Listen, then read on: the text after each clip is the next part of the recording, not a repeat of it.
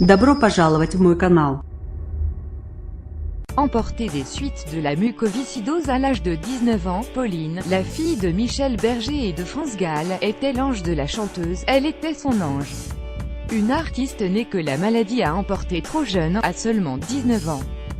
Victime de la mucoviscidose, une maladie génétique rare qui s'attaque aux poumons, Pauline Berger, la fille aînée de Michel Berger et France Gall, a toujours eu un formidable appétit de vivre, une force en elle et des yeux bleus magnifiques qui faisaient l'admiration de ses parents. France Gall s'était confiée sur la disparition de son étoile, dans un documentaire diffusé sur C8 en mars 2015, voir aussi France Gall, Paris Match l'attend aimé sur la mort de sa fille, elle déclarait « On ne le croit pas, on ne revient pas de vivre un truc pareil. On ne revient pas de vivre ça, parce que c'est justement le truc que l'on ne peut pas et que l'on ne veut pas vivre. Tout le monde dit que c'est impossible et inhumain à vivre, et pourtant on me le fait vivre. Je ne revenais pas que ça soit possible, confia-t-elle. Elle poursuivait, j'ai tout de suite voulu être la maman qui réussit le plus au monde à survivre et à intégrer cette idée d'avoir perdu un enfant. De pouvoir le plus facilement vivre avec ça, parce que sinon on est foutu si on y pense, si on est dans le regret, près de 20 ans après le décès de sa fille, elle livrait alors les secrets de sa force. C'est extraordinaire de l'avoir connue pendant 19 ans, on me l'a reprise mais on me l'a quand même donnée pendant 19 ans.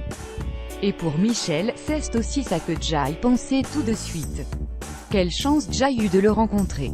Ça c'est des idées très fortes qui m'ont aidé énormément, voir aussi France Gall et Michel Berger, un couple entré dans la légende et ode à Pauline par France Gall, prononcé lors de ses obsèques le 18 décembre 1997, il est n'y a pas, je dis bien pas, une personne qui ait croisé le regard de Pauline, même furtivement, qui ne sont pas arrêtés quelques instants sur elle.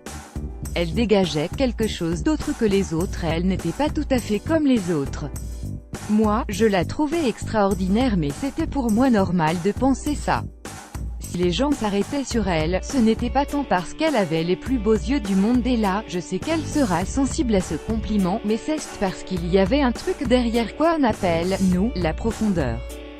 Le pouvoir de déclencher l'hilarité juste avec son rire. Le pouvoir de nous apprendre la patience. Le pouvoir de se faire aimer jusqu'à en briser le cœur d'un père. Le pouvoir de souffrir en secret. Le pouvoir d'être quand même heureuse dans cette vie irrespirable. Et surtout le pouvoir de nous pousser à donner. Annie et Nané ont eu les gestes d'une maman. Raphaël a donné son enfance et a su passer du petit frère au grand frère. Les amis de Pauline ont accepté d'abandonner une partie de leur insouciance d'année en année. Et Michel a tout donné.